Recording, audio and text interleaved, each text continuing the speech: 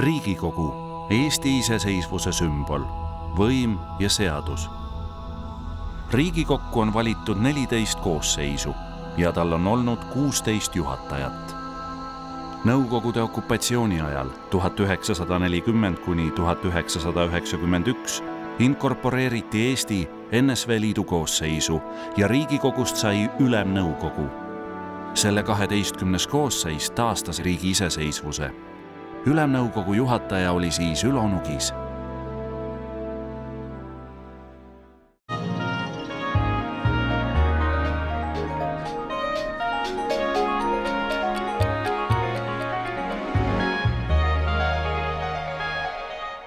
Otsus vastu võetud.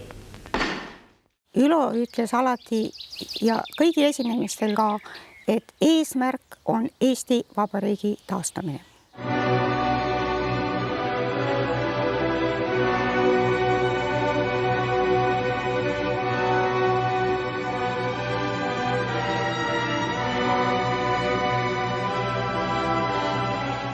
Täna hommikul enne tutvumist Tallinna tööstusettevõtetega pani seltsimees Nikolai Sljunkov lilli meie riigi rajaja Vladimir Lenini mälestussamba jalamile. Ei ela ma majas, ei tänaval, mu aadress on NSV Liit. Ei ela ma majas, ei tänaval, mu aadress on NSV Liit. Tutvumist Estoplastiga alustati näidiste saalist. Tehase direktor Ülo Nugis ülevaatest võis teha järelduse, et viimasel ajal on Estoplast tõusuteel.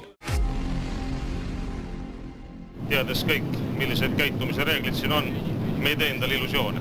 Ülo oli siis esimene mees, kes ütles, et ma toon selle Estoplasti ära. Alluvuse muutmine toimus nii, et avalikkus seda ei pannud tähele. Kuidas läks? No aga üllatust ei juhtunud. Seda, mida võis arvata. Ministri asetäitja ütleb otse välja, aga lolli mängima. Moskvas ei osatud minu peale isegi vihastada.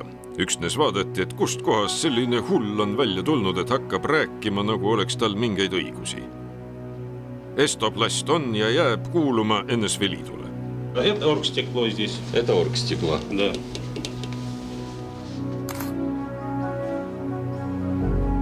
Ta väga osavasti manipuleeris Sljunkoviga. Сколько всего изделий сейчас в производстве? Moskval oli ju selline arvamus, et nad on kõik meile andnud, nad on ju seadmeid andnud ja materjali andnud ja kõik ehitanud selle ja teise ja kolmanda asja ja nii edasi. Te olete kõik saanud ja nüüd te ei ole tänulikudki meile. See oli nende arvamus asjadele. No meie arvamus oli natuke teistsugune. Jutt oli pikk, raske, tuli lamenti lüüa, tuli ähvardada, kõike tuli. Ta oli väga julge, et niisugust asja nagu hirm, et tema lihtsalt üleüldse ei esinenudki. Rääkida tuleb seda keelt, mida nad mõistavad. Kui ta oli otsustanud, et see on nii ja nüüd mina ennast alandada ei lase ja siis ma lähen ja ütlen, siis ta seda tegi ka, et ega tal nagu kahtlusi selles asjas ei tekkinud. Когда мы обсуждали структурное управление, несколько предприятий желательно перевести из союзного подчинения в республиканское. У нас нет возражения. 1. juulist saab Estoplast vabaks üleliidulisest alluvusest.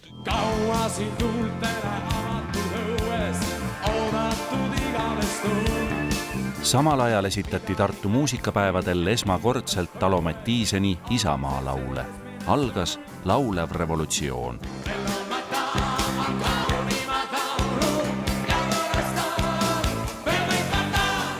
Estoplast oli esimene ettevõtte Eestis, mis liidulisest alluvusest tuli vabariiklikku alluvusse tänu Ülo ettevõtlikkusele.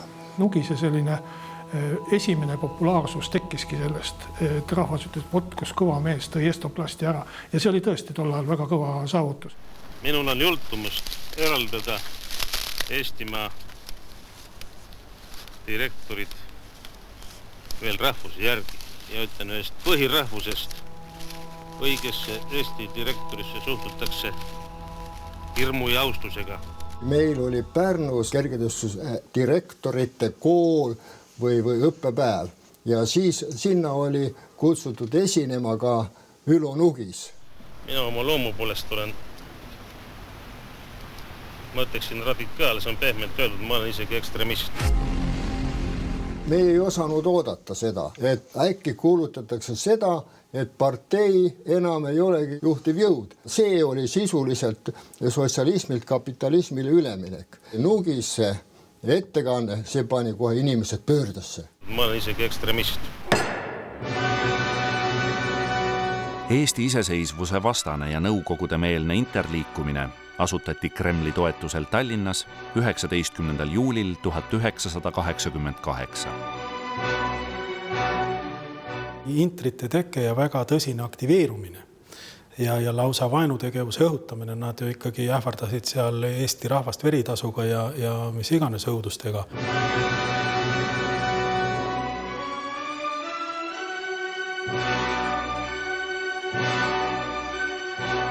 Moskva-meelsed moodustasid lisaks interrindele kui poliitilisele ühendusele, moodustasid ka sellise töökollektiivide ühendnõukogu nimelise organisatsiooni, mida tegelikult vedasid üleliidulised ettevõtted ja nende direktorid ja need tulid siis välja oma igasuguste plaanidega, mis olid nagu sellele Eesti ideele vastased. Мы имеем полное право на существование Конституции, основного закона Эстонской ССР и закона о социалистическом предприятии. 30.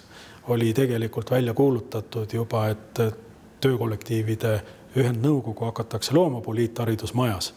Siis väga paaniliselt ja kiiresti tuli hakata ka tegutsema eestimeelsetel jõududel, et hoida ära teise poole pealetung. Me saime kokkuleppele kiirkäigul linnahalliga, viime rahva sinna ja teeme paralleelse koosoleku. Töökollektiivide ühendnõukogu eesmärk oli säilitada kommunistlik ühiskond ning vastanduda eestlaste rahvuslikule ärkamisele. Selgelt on tegemist poliitilise võimu haaramise katsega. Ja seda ei juhita mitte ainult üksi siit vabariigis. Keskkomitee sekretär käis ju Tallinnas ja kohtus ju ainult interrinde esindajatega ja mitte rahvarinde esindajatega ja töökollektiivide ühendnõukogu tulevaste loojatega, mitte Eesti poolega, et sealt oli näha, et see mäng nagu hakkab ühte väravasse minema. Что такое в наше время самостоятельность? Понимаете, можно самостоятельность получить, а все остальное потерять. Meie südametunnistus on puhas. Nemad rikkusid mängureeglid, ei võtnud poliitilisi peadette maha. Juhtima seda töökollektiivi liidu linnahallis seda asustamiskoosolekut olid teised inimesed ja siis tuli lihtsalt Savisaar ja võttis selle juhtimise üle. Savisaar läks linnahalli selleks, et võtta terve TKL üle ja teha sellest rahvarinde tütarorganisatsioon. Me eeldasime, et võimalused rahvarinne keelustatakse ja need inimesed, kes rahvarinde eesotsas on, saadetakse kõik siit Eestist välja. Meil oli vaja asendusorganisatsiooni. Ja kuna solidaarsus sellel Poolas oli väga populaarne, siis meie idee oligi, et meil võiks tekkida Eesti solidaarsus, millist rolli pidi mängima töökollektiivide liit. Mina olin siis üks osavõtjatest, et sellest ajast mäletada väga räige ütelus, mida elul vahest tuleb, kui Edgar Savisaar proovis ka sinna tulla. See oli igades väga kõvasti öeldud. Ta ütles niimoodi, et sina oma räpaseid jalgu siia ei too. Aga selles asjas jälle üksi Savisaar ka süüdistada ei saa, et seal olid teised ka natuke äpud. Aga muidu ega see läks Ülole hingega, ta seda Savisaarele andeks ei andnud, see on tõsi kõik. Meil on õigus käituda nii, nagu meieks peab. Erapooletuid oli kokku 4, poolt 2606. Aga mis juhtus? Juhtus, et tekkis liidriprobleem. Otsiti liidrit. Te ju kõik saate loomulikult aru, et ei valita mitte misse ega ei koostata bioseltskonda, vaid see katsumus saab olema raske. Kui minnakse isegi neutraliseerimise variandi juurde, siis võivad ka mõlemal pool pead lennata. Kõigepealt ikkagi tuleb rahvale selgeks teha, kes selle habemega näo taga on. Nugisest sai ETKL-i juht, sest ta julges ja tahtis midagi ära teha. Enamus tema kolleege olid ettevaatlikud ning ei soovinud oma karjääriga riskida. Ja Nugis oli julge mees, ajas rinna ette ja ütles, mina võtan, mina teen. Ja seda ta tegigi. Eestis aga muudkui lauldi ning täiesti arusaamatu lugu kedagi ei notita maha. Laulmine oli KGB-le tundmatu salarelv. Võimud ootasid tavapärast revolutsiooni, et saaks relvad käiku lasta. Õnneks nad esimestele ilmingutele repressioonidega ei reageerinud ja peale Eestimaa laulu oli juba hilja. Mõisa aias õisata või laulu minu ring, sest vanemate perega on võietud see ving. Ka metsas toorel toomingal ei hüüdma saamu suu, vaid talupoja aknal seal pühal Pärnapuu. Nõukogude Liidu rahvasaadikute kongress valiti märtsis 1989 ja kokku erinevatel valimistel said mandaadi 2250 saadikut. Мой адрес не дом и не улица, мой адрес Советский Союз. Kui Eestis oli mul suure tehase direktorina teatud õigusi, siis Moskvas jäin ma ikka meheks, kellel oleks tahetud vastu hambaid anda. Olin saadikuna NSV Liidu ülemnõukogu liige ja ühe istungi vaheajal lõunatasin restoranis. Minu laua lähedal märkasin istub KGB mees Vladimir Krutškov. Meid tutvustati ja Krutškov küsis, kuidas teil seal Eestis on. Olen kuulnud Eesti komiteest ja Eesti kongressist, kas sinna venelasi ka võetakse. Mõtlesin, et ta mängib lolli või ei tea ta tõesti midagi. Ütlesin, et ka mina olen valitud Eesti komitee liikmeks. Kui ta aga kuulis, et neid valimisi ei korraldanud ENSV ülemnõukogu, vaid rahvas, siis ta ütles, mul on kahju, Julio Jogannesovitš, kuid see pole tõsiselt võetav asi. Novembri lõpul, kui oli ettevalmistus Eesti kongressi valimisteks, siis Nugis esines töökollektiivide liidu nimel ja ütles, et liit toetab ja aitab kaasa Eesti kongressi valimistele. See oli väga oluline samm kõigile neile, kes kõhklesid. Mais 1989 me saime kätte saadiku tõendid ja punased rinnamärgid. Kongressi saadikud said erakordselt tugeva mandaadi, mis tähendas seda, et neist kõrgem oli ainult Jumal taevas. Järgmised olid saadikud, siis tuli Gorbatšov ja poliitbüroo ja kõik teised. Privileegid olid ka need, et saime lihtviisil Suure teatri pileteid. Käisin väljaspool järjekorda vaatamas Luikede järve.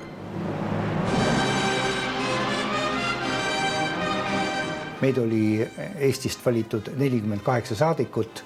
Enamus neist olid inimesed, kes toetasid Eesti Vabariigi iseseisvuse taastamist. See oli viimane istungjärk, kuulutati vaheaeg ja vaatan eemal oma koha peal istub Ülo Nugis. Läksin siis tema juurde, et mis siis üldse sellest Nõukogude Liidust saab. Tema ütles, et Jüri, tead, mis on see üdra, see suur Nõukogude Liit üldse variseb kokku. Ma siis täpsustasin, et mis moel kõigepealt ütles, et need lahkuvad ära need liiduvabariigid ja siis isegi oblastit. Наступает диктатура, заявляюсь со всей ответственностью. Kui nüüd tagasi mõelda selle asja peale, siis hakkas ju järgmisel aastal, 91. aastal, ju suur iseseisvuse paraad. Selgus ühel ilusal päeval, et Edgar Savisaarel on sünnipäev. Kukkus välja niimoodi, et me otsustasime Edgari sünnipäeva tähistada. Ja kogunesime Edgari tuppa ja sinna tuli siis nii mõnekümne minuti jooksul kokku üsna suur seltskond meie saadikuid, kaasa arvatud Ülo Nugis. Valakem klaasi tütareli täis ja hüüdkem nüüd Edgarile tööli. Ja mis siin pattu salata, konjakiklaasid käisid ka ringi ja oli meil päris lõbus olemine. Sind tervitan su hällias. Sind tervitan tuhat korda veel. Sulle kõik lilled õistud, sulle kõik tähed maistud. Sind tervitan, kallis hällilas. Korduvalt on kaamera silma ette jäänud ka Ülo Nugis, kes oma niisuguse võimsa häälega seal isamaalistele lauludele oma niisuguse õla alla pani.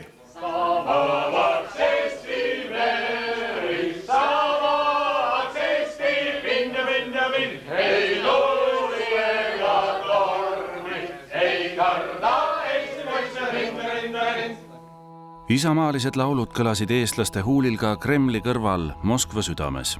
Tol ajal ei teadnud keegi, mis saab NSV Liidust ja Eestist. Imeseadus oli veel vastu võtmata ja Molotov-Ribbentropi pakt tühistamata.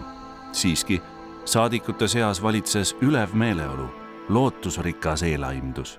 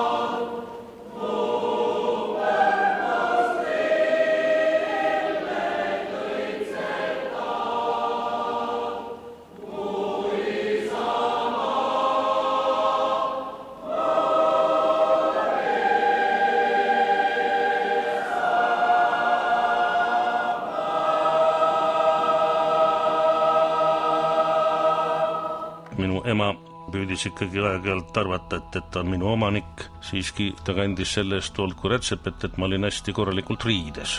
Ikkagi retsepa poeg ja odavamalt tuli kätte ka. Ja suuri pahandusi sellest ei olnud, kui ma hakkasin ka püüdlema moejoont jälgida või nagu sellele öeldi, olin ma ikka päris pesuehtne lõngus. Lõngus oli see, kellel oli triipuline sall ja paksu tallaga kingad. Vaatamata sellele, et te tunnistate, et te olite Passatski teie 10. sünnipäevaks, siis kusagil, eks ole, 3. klassi poiss. Seltsimees Toome kinkis teile raamatu valitud Stalini teostega kallile klassivennale Ülole. See raamat on teil alles? Ta oli hiljaaegu alles, aga nüüd viimasel ajal ma teda ei ole märganud. Ma ei mäleta, kus kohalt need andmed on välja tulnud, aga nii ta oli. Aeg oli selline, mõtleme, mis siis oli 40 aastat tagasi, sellel ajal oli iga raamat väärt, ju tal paremat polnud käe pärast võtta. Raamatu lugesite läbi? Ei, vist ei lugenud. Eks ma läksin ajapikku ka natukene võib-olla tagasoidlikumaks, aga lipsu ka kantsi, ikka triikstärk oli seljas. Ta lihtsalt oli väga korralik inimene loomu poolest. Ja kui meie tutvusime, siis me töötasime teguris ja ta oli peamehaanik. Ja ka peamehaanikuna ei käinud teda mingisugustes tungetes, vaid alati ülikonna ja lipsuga. Ka hiljem direktorina ta pööras sellele väga palju tähelepanu, aga üldse kõikidele pisiasjadele, mis teevad inimesest korraliku inimese. Ta oli hästi viksitud olekuga. Ta oli väga hästi raseeritud ja ta kasutas meeste lõhnaali. Paraku see oli nõukogudeaegne. Šipr oli üsna vänge. Kui ta tuli, siis see parfüümi lõhn, see mingisugune juba käis temast 10 meetrit ees ja 20 meetrit järel. Tal oli, vunts oli alati, kas ta vahatud oli, aga ta oli erakordselt täpselt piiratud. Ta oli, saksa keeles öeldakse, zierlich, manierlich. Ülo Nugis oli väga väärikas mees. Ta käitus väga väärikalt, ta sisemiselt õhkus ka väärikust. Oli väga selge sihiga, väga kindla sõnaga, sõnapidaja mees, katteta lubadusi ei andnud. Kodus, kui ma tal käisin seal paar korda, siis tal oli selline härrasmehe. Rõivas oli seljast. Tal oli selline peaaegu nagu Poirol. Väärikas hommikumantel, väga peen, aga ta oli ka kodustes tingimustes väga nii soliidne härrasmees.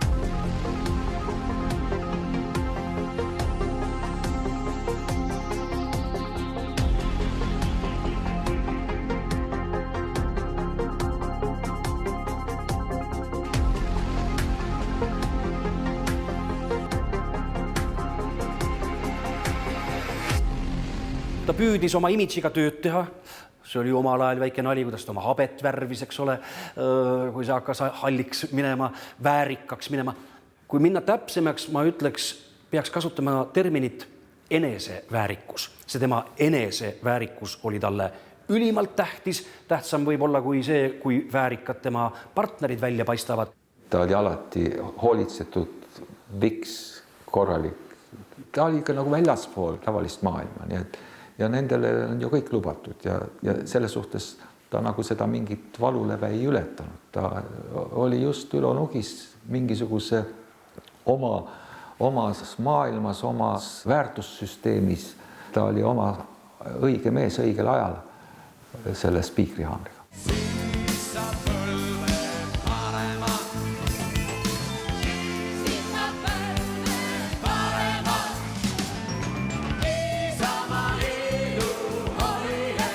Kes siis saavad sinna Ülemnõukogusse, kas Eesti-meelsed või Nõukogude Liidu meelsed?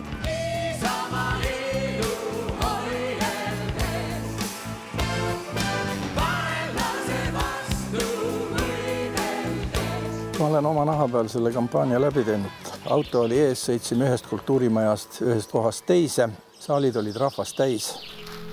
Mina täna tahaksin oma platvormi tutvustada rahvale lihtsate sõnadega. Mitte ei hakka rääkima seal keerukaid teesisid ja kuidas ma ta sõna-sõnalt, et ma ei tea isegi praegu. Eks ma pean vaatama sellele inimesele näkku, kellel ma rääkima hakkan. Tegime siis seekord valimiskampaania, et see on üldse esimest korda, niisugust asja ei olnud ja tegime kõik, et ikka ta saaks valitud Ülemnõukogusse. Ütleme otsa välja niimoodi lihtsalt, et meile kõikidel on ju selge, et see maatükk siin on suuteline kõiki meie kodanikke katma ja toitma, kui me õieti oskame siin peal elada, eksisteerida, oskame vastastikku üksteist austada, loodust hoida. See kõik on võimalik. Sisuliselt jõudis Nugis suurde poliitikasse 1990. aastal, kui tuli kokku Ülemnõukogu. Enne 90. aasta valimisi oli ta juba siis 10. positsioonil ja siis olid ju 2 valimised järjest, oli valimised Eesti Kongressi ja Ülemnõukogusse ja need mõlemad valimised läksid tal samuti edukalt. Võitis Indrek Toome, Ülo Nugis 3., Mart Laar 5. ning Lennart Meri jäi 6. üldse välja. Mart Laari aitas ju poliitikasse Ülo Töökollektiivide Liidu kaudu, võttis ta sinna nimekirja 5. numbrina. Ja seetõttu siis Mart sai sisse. Esimest korda moodustus pidevalt koos käiv 105-kohaline parlament. Just see parlament kujundas Eesti riikluse taastamist.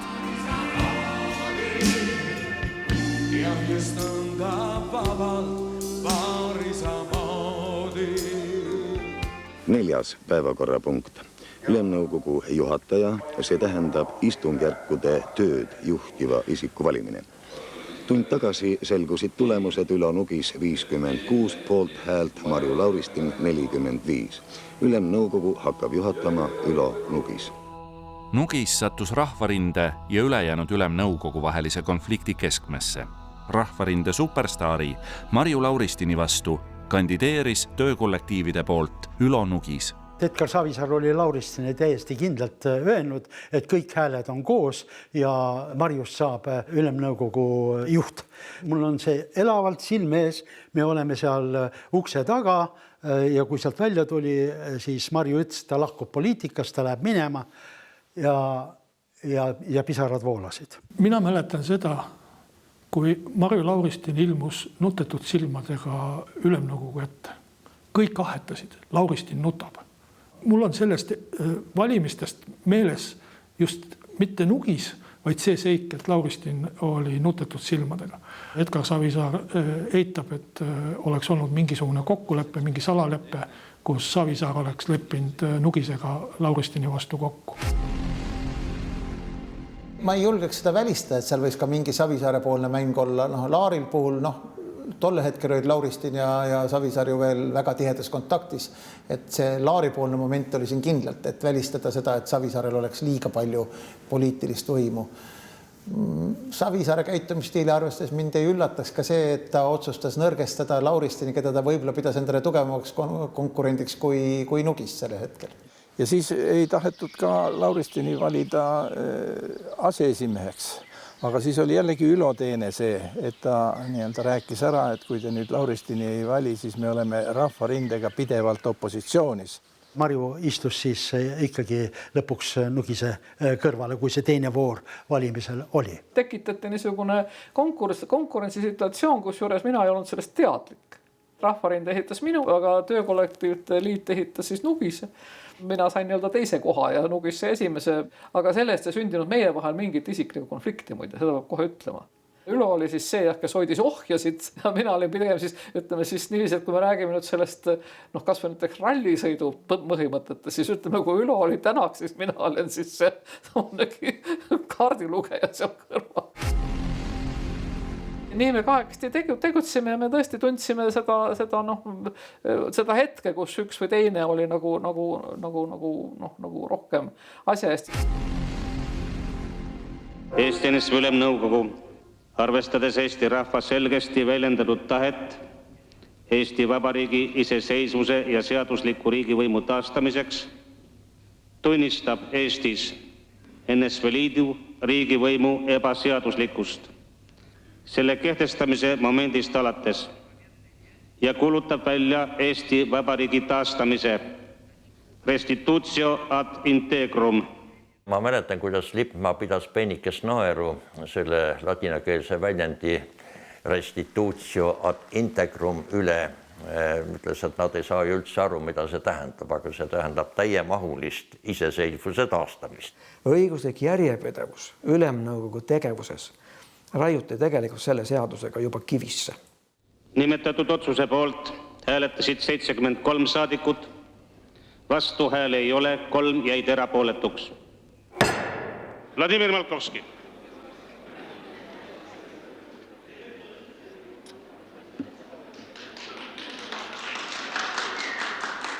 Ei ole tarvidust enam seda küsimust üle rääkida. Need, kes hääletasid vastu, hääletasid vastu. Need, kes hääletasid poolt. Eksitust ei ole. Öelge palun, kas see lipp või see? See lipp. Mis on selle? Seda lippu me enam ei kasuta. Eesti Vabariik on iseseisev ja sõltumatu vabariik, kus kõrgema võimukandja on rahvas. See otsustati 8. mail ja seda hakati ka Eestis täitma.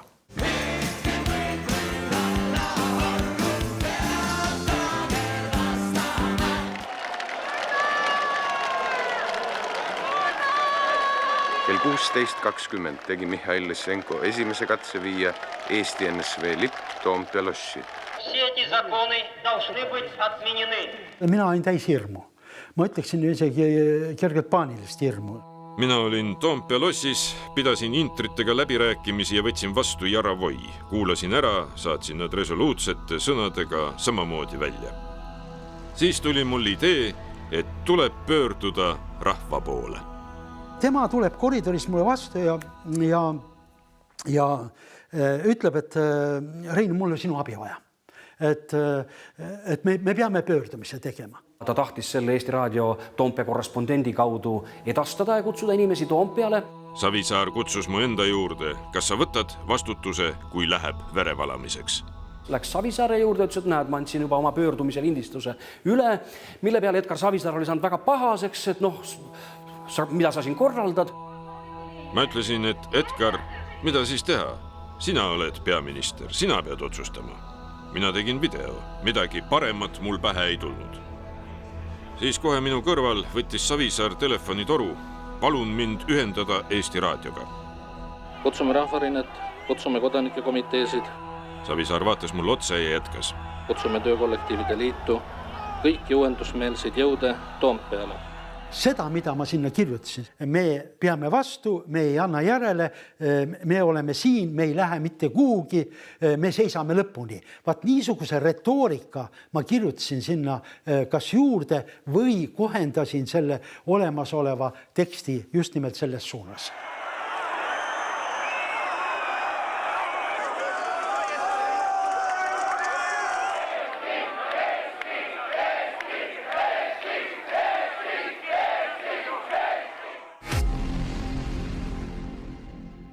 Nugis kutsus mind Kadriorgu oma tuppa. Seal ees oli selline suurem tuba tal ja siis üks sein oli kaetud polüesterlakist sektsioonkapiga. See oli tohutu palju uksi igasugused ja üks uks oli siis suurem ja pikem, mida algul nagu ei märganudki, nagu tavaline kapp. Aga siis ta tegi selle kapi ukse lahti ja ütles, et lähme sinna taha tuppa. Läbi seinakapi siis või läbi polüesterlakist sektsioonkapi, mis oli tehtud selline salauks. Me läksime taha tuppa, see oli selline väiksem istumise koht selline.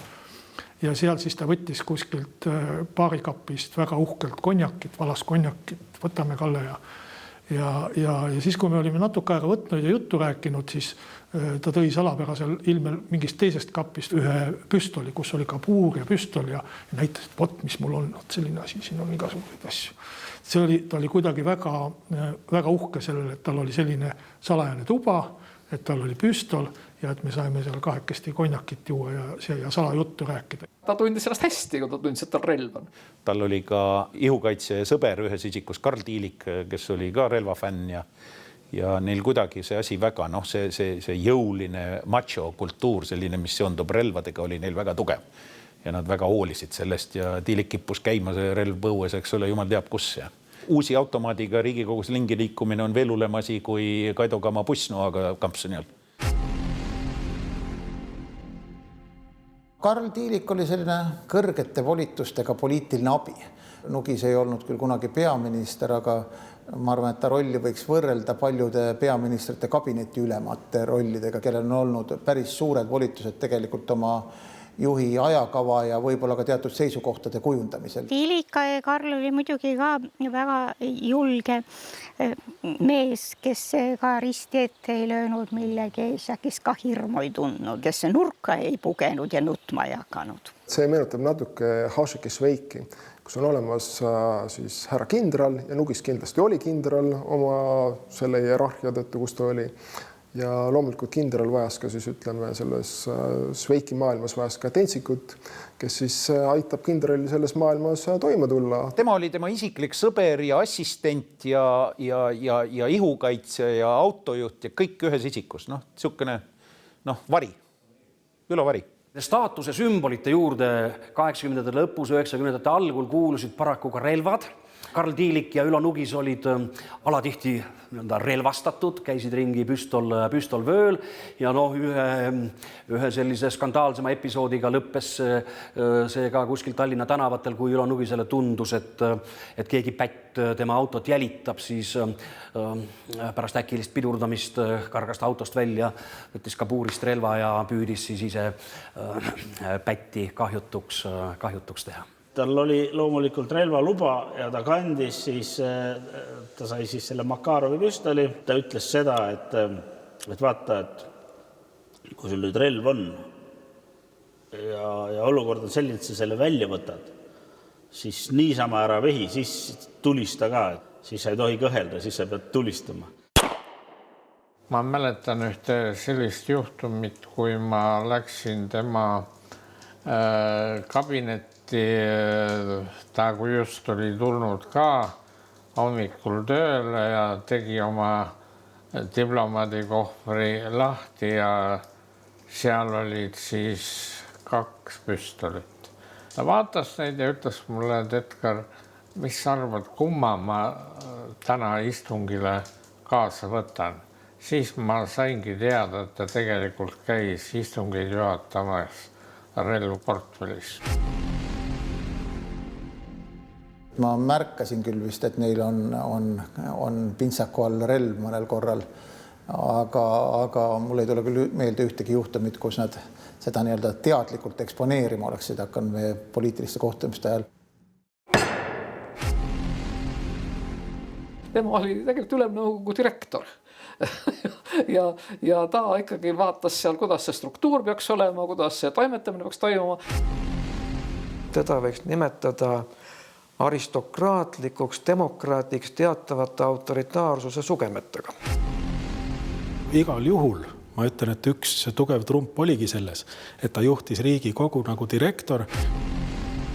Ülemnõukogus oli direktor vajalik. Seesama Interrinne oli meil Kukil, eks ole, meil omal saalis ja nii edasi. See oli koht, kus oli vaja direktorit või kaptenit sillal või kuidas me tahame, eks ole. Küllap siis see oli omamoodi boonus Ülo Nugisele, et oma tööga hästi hakkama saada. Kuna Ülo Nugis oli ju endine direktor, siis ka impeeriumimeelsed saadikud, nendel on kuskil nagu DNA-s oli sisse kirjutatud, et ülemus, vsjotaki natšalnik. Ja et ülemust tuleb ikkagi respekteerida isegi siis, kui teda ei sallita. Vähemalt teatavas ulatuses ja see toimis. Nõukogude ajal olid direktori positsioon oli ikkagi midagi sellist, millele vaadati alt ülesse. Ja ilmselt see hoiak ja see positsioon tegi mõnes mõttes kergemaks ka Ülemnõukogu ohjamise. Ülole olid üsna olulised sellised välised staatuse sümbolid. Ta oli keeruline isik, ta oli natukene edev.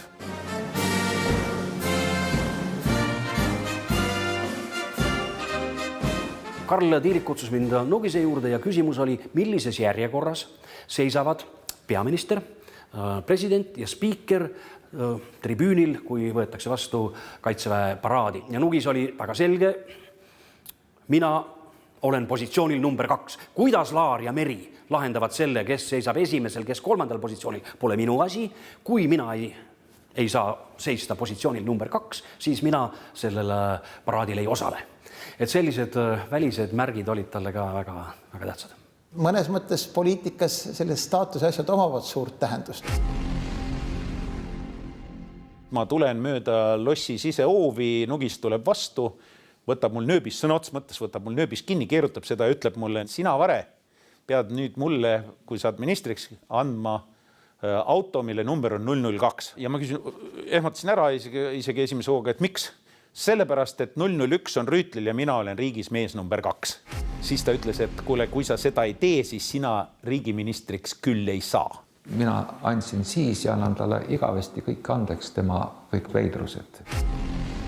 Ülo Nugis oli mees, kes korduvalt rõhutas nii omavahelistes vestlustes kui ka mäletan mõnes intervjuus minu ambitsioonidega inimene. Ülo Nugis tahtis saada peaministriks, Ülo Nugis tahtis saada Eesti Vabariigi presidendiks. Ülo Nugis nagu sobis oma aega sellesse juhi rolli. Ma ütleks erakordselt hästi.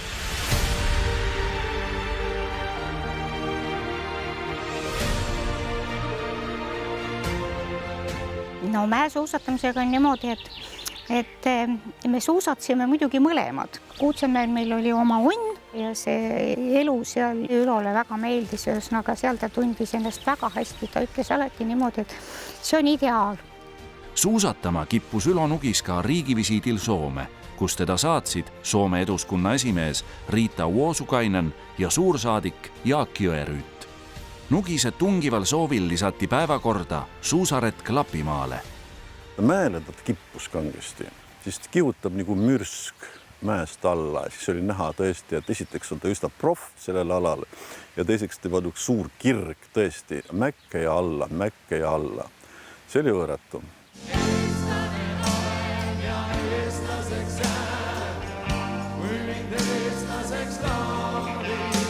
Iga aeg tõstab esile omad inimesed. ja toob nad mingitesse positsioonidesse. Ja nii tegelikult aeg tõi esile Savisaare, see oli tema ajastu, tema aeg ja tõi just nimelt selle õige mehe õigesse kohta õigel hetkel.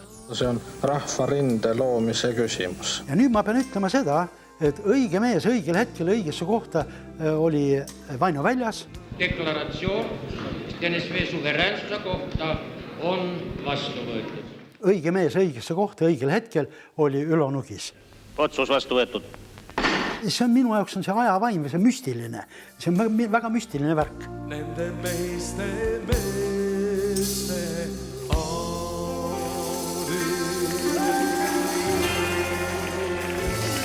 Ülo oli oma hingelt minu meelest väga eestimeelne mees. Lihtsalt tal oli sünniaasta natukene vale. Et ta oli natuke liiga vara sündinud selle aja jaoks. Ega ta ju õige poliitik ei olnud, sest tema oli nii sirgjooneline. Ülo ei olnudki poliitik, absoluutselt mitte. Tema oli tehnokraat ja tootmisjuht, ta oli väga hea insener. Tema eesmärk oli Eesti iseseisvus ja see oligi, mis oli vaja teha. Aga Ülo oli ikka, teeme nii. Ja olgu nii, nagu mäletate, kunagi oli üks mees, Andrus Öövel, mehed, lähme. Meie maa on püha! Nii et teatud mõttes nagu mingisugune sarnasus oli nendel kajal.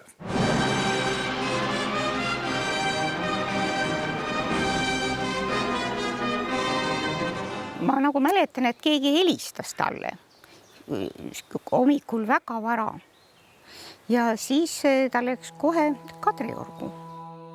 Esimene, kes mulle helistas, oli Karl Tiilik. Riigipööre Moskvas. Võtsin püstoli ja kohe Kadriorgu. Sündis Eesti Vabariigi juhtkonna avaldus. Eesti Vabariigi võimuorganid jätkavad Eesti iseseisvuse taastamist. Lugupeetud Ülemnõukogu, kallid kolleegid. Nõukogude Liidus on pandud relvastatud riigipööre. Ma usun, te kõik mõistate olukorra tõsidust. Siin liigseid sõnu tarvis ei ole. Meil pandi paika Ülemnõukogus 19. see asjaolu, et kui Toompea vallutatakse, et kus siis saadikud kokku saavad, selleks valiti kirjanike maja Musta laega saal. See oli nii-öelda Ülo juhtimise all tõesti. Meie olime 19. augustil tegelikult juba 18. Stockholmis.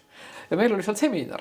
Rootlased ja soomlased ja taanlased ja kõik meid õpetasid, kuidas demokraatiat peab ehitama üles. Keegi ei näinud ette, mis toimuma hakkab.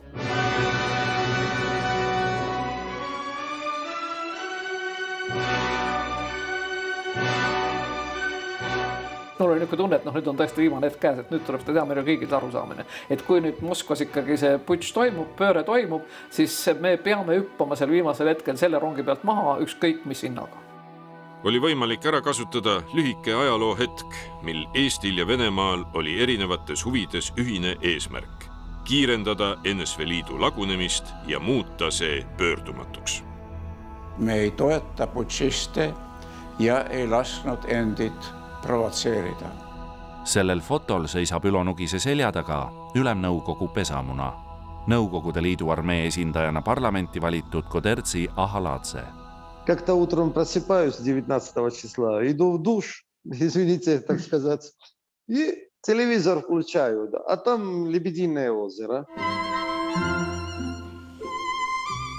Нугис излучал эстонскую уверенность и спокойствие. Lugupeetud Ülemnõukogu, kes on selle poolt, et anda Ülemnõukogu juhatajale 46. istungjärguks erakorralised volitused? Palun hääletada. Tulime siis sealt lennukist välja. Nugise auto oli lennuki ukse ees. Niiviisi autost hüppas välja Tiilik, haaras mind sealt lennukist, niiviisi pani autosse ja viis otse kohe Toompeale. Mitte lahkuda Toompea lossist kuni erikorralduseni. Võimalik, et meil tuleb siin viibida kaua. Võtke ühendust oma lähikondlastega, et teie pärast ei muretsetaks. Mis tahes katsed restaureerida Venemaal totalitaarset režiimi ei või meid kõrvale kallutada meie ülimast eesmärgist Eesti Vabariigi riikliku sõltumatuse taastamisest. meil oli kokkulepe Lauristiniga, et nad kulutavad kohe 19. iseseisvuse välja. 19. augusti õhtul arutati Ülemnõukogu saadikute vahel elavalt, et Eesti riigi saatuse kohta tuleb öelda midagi otsustavat. Julm ja robustne tõde oli, et 19. 20. augustil paistis Toompea lossis selgelt välja poliitiline jõudude käteväänamine kuni viimse hetkeni, et kelle näo järgi konkreetselt seda riiki tuleb luua. See, mis juhtus 19.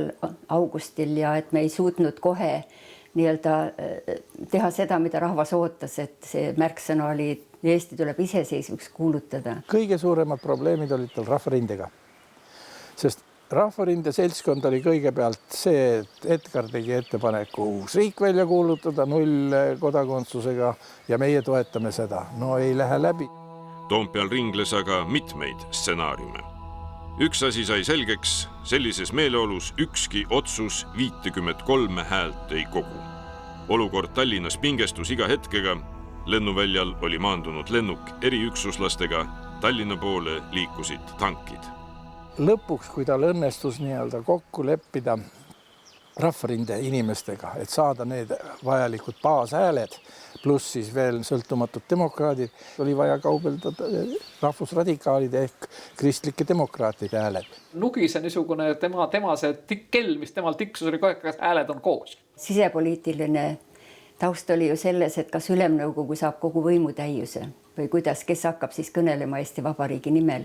Ega keegi teine nüüd tegelikult ei tajunud seda organisatsioonilist olukorda ega seda situatsiooni, missugune on see häälte võimalik vahekord peab olema, kas on vähem kui 53 või rohkem kui 53 ja seda kontrollis muidugi 100% oma erivolitustega üle ja taltsutas ära lõpuks ka venelased. Tema sai väga hästi aru, et kui me teeme sellise asja, millega me ei saa Eesti rahva hääli kokku, vaid Eesti rahvas läheb pooleks ja üks pool ütleb teise kohta, et see ikkagi ei ole seaduslik või see on ikkagi õige ja siis selle asemel võtta koos põhiseadust vastu, hakatakse vaidlema, kes on õige eestlane.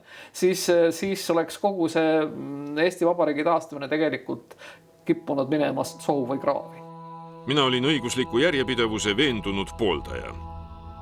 Kui ma oleks hääled 19. augustil kokku saanud, siis me oleksime vabaduse välja kuulutanud ja ma oleksin kõik vastased teelt maha murdnud. Selleks oli vaja 53 häält. Astusin Parnassilt mitu aastat alla, et selgitustööd teha. Viga olnuks üldse riik välja kuulutamata jätta või välja kuulutada vale riik. Üla käis minu teada väga palju kriitiliste hääletuste ajal inimesi läbi ise, mis oli äärmiselt vajalik. See paber on mustand Peet Kase 19. augusti hilisõhtul Ülemnõukogu juhatajale esitatud dokumendist, millega püüti 19. õhtuks jõuda otsuseni riiklikust staatusest. Eelnõule koguti 23 allkirja. Me tegime kõik paberid ära ja paberõhtuks oli valmis, Peet Kass selle tegi ja kõik sattusid raevu ja läksid sellele Nugise juurde, et tuleb, annab üle ja Nugis peitis selle Kalevi alla. See oli üks väheseid kordi minu elus, kus allkirjade korjamine oli tõeline nauding. See raev, pettumus, see nördimus, see kandus Edgar Savisaaresse üle sellisel kujul. Samal õhtul ajas ta siis Rahvarinde seltskonna kokku ja järgmisel päeval kell 4 peate Vabaduse väljakul. Sina peate kõne, mina siis sealhulgas. Ei saa murda rahvast, kelle iga liikmel on küllaga iseenda tarkust ja ettevõtlikkust, aga kes saatuslikul tunnil suudab koonduda üheks pereks, nagu mesilased mesipuus. Me jääme ju ühte, tulgu mis tuleb. Oli kartus, et liigne ruttamine muudaks Eesti staatuse ebamääraseks ja kaugendaks meid õigusliku järjepidevuse printsiibist, mis oli Nugise sõnul iseseisvusvõitluse kandev idee.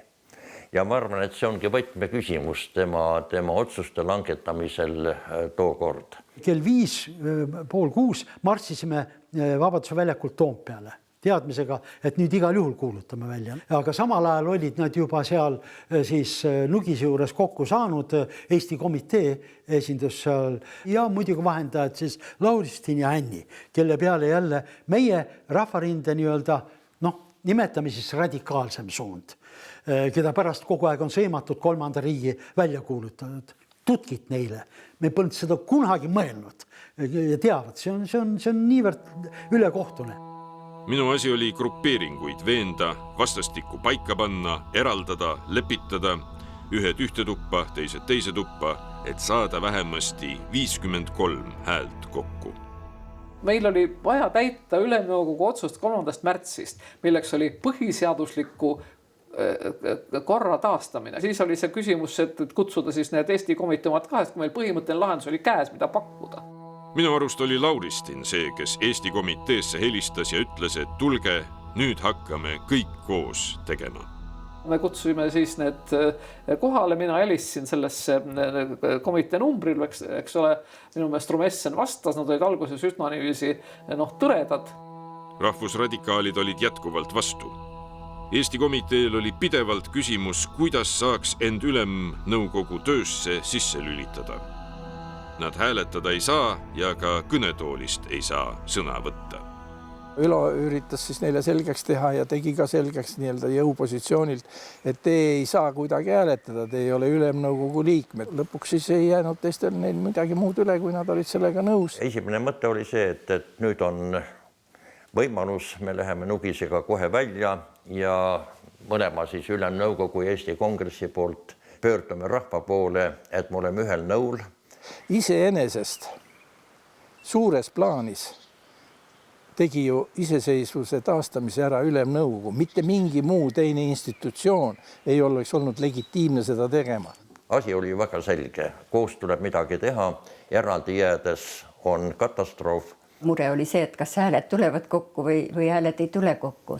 Aga teiselt poolt tähendas see ikkagi seda sügavamat arusaamist ka, et meil tuleks sisepoliitiliselt ikkagi koos leida lahendus.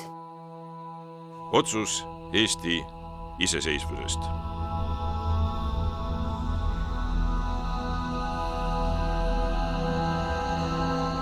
Rein Müllerson oli see inimene, kes pakkus välja lõpliku redaktsiooni kõige põhilisemas küsimuses, kus siis Ülemnõukogu otsuses kinnitati Eesti iseseisvust ja taastatakse diplomaatilised suhted. Minu juurde tulid Jüri Luik ja Mart Laar. Palusid, et kui ma ei saaks midagi kirjutada niisugust formuleeringut meie iseseisvuse taastamise deklaratsiooni, mis oleks vastuvõetav nii Ülemnõukogu liikmetele, meie valitsusele Edgar Savisaarele ja ka Eesti Kongressile. Vot see oli muidugi mille peale. Ja siis ma läksingi sinna saali selle formuleeringuga ja see võeti vastu siis. See projekt sellises sõnastuses on ka nende arupidamiste tulemus, mis on eile ja täna peetud Ülemnõukogu ja Eesti Kongressi juhatuse vahel. Pärast Marju ettekannet tuli Vene saadikutelt terve hulk provokatsioonilisi küsimusi. Suur tänu, Vladimir Kuznetsov. Как быть? Виктор Андреев, Nikolai Zolin. Кто будет заниматься этими вопросами? Ja viimane küsimus Vitali Menšikovult. И у меня нет уверенности, что такой приказ о введении войск Сталин не будет отдан, и нет уверенности, что не найдутся войска, которые их выполнят.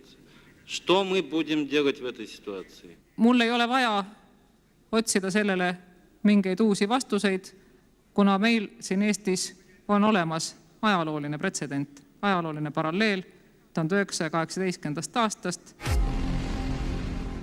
Sellega on planeeritud küsimused esitatud.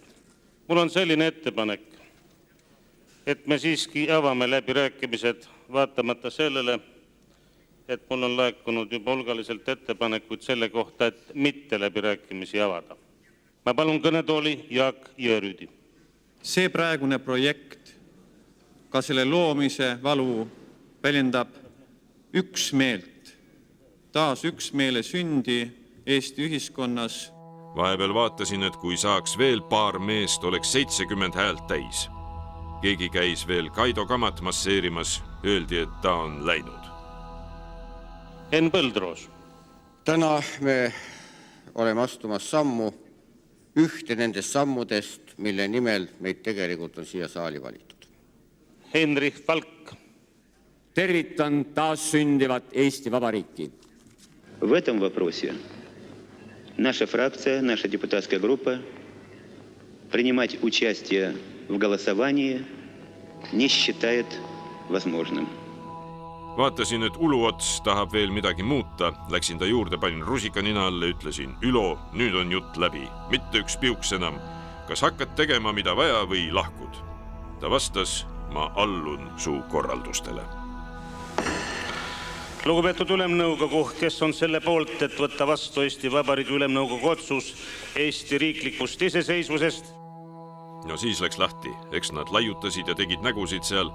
Ma arvasin hullemat, aga tegelikult nad läksid lihtsalt minema. Nad isegi ei hääletanud vastu. Palun hääletada 53 häält.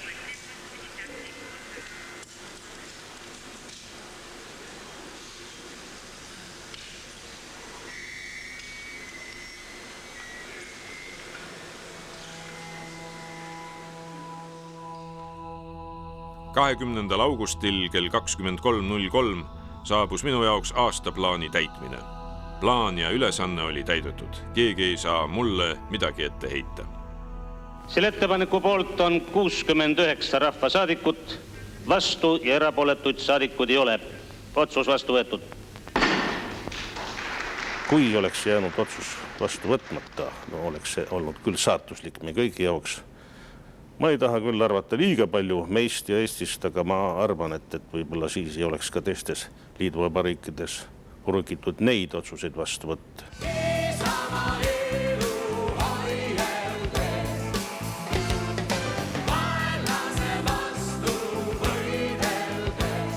Kui olen hiljem neid fotosid vaadanud, siis on tunne nagu olnuks see tavaline koosolek.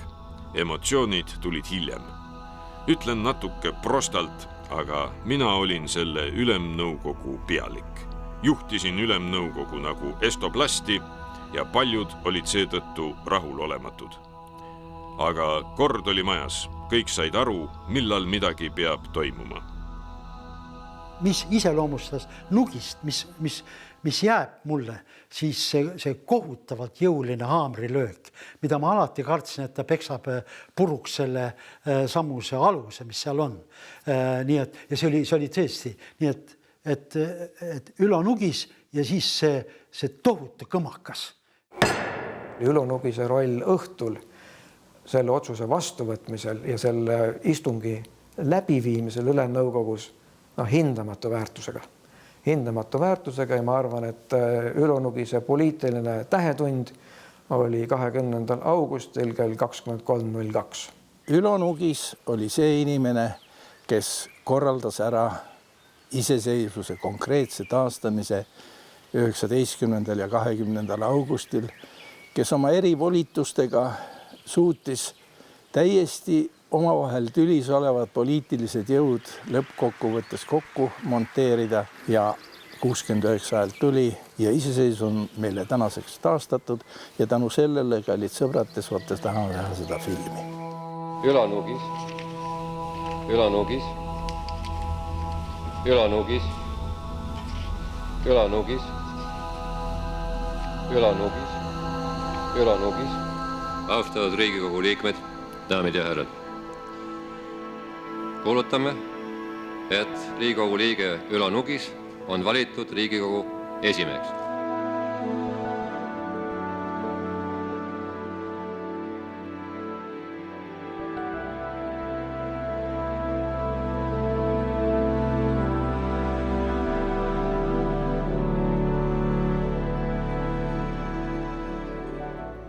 Paljud inimesed otsivad oma tipphetke.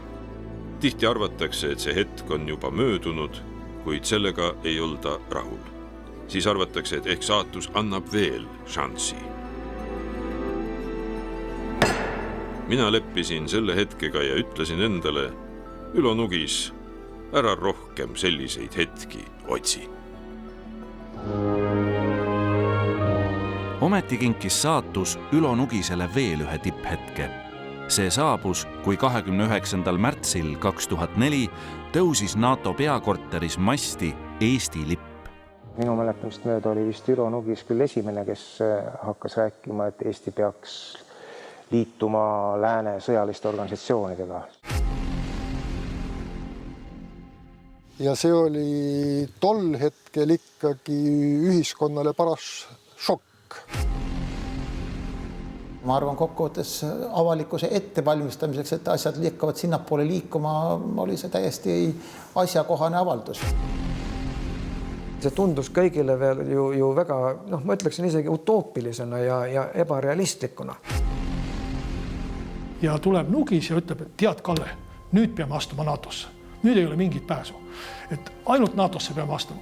Ülemnõukogu juht siis soovib, et ajakirjanik kirjutaks suure pealkirja lehes, et Eesti peab astuma NATO-sse, mida ma ilmselt ka tegin.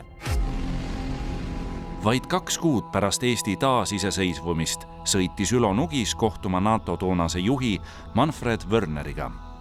Balti riigid seisavad nüüd probleemi ees, kuidas arvestades ümbritsevat keskkonda praeguses situatsioonis tegutseda. Mina suhtlesin NATO asepeasekretäriga, kes ütles mulle sakraalse fraasi, et te olete hästi tublid olnud, aga arvestage, et olukord on keeruline. Peate arvestama ka sellega, et te ei ole tehnilises mõttes kaitstavad.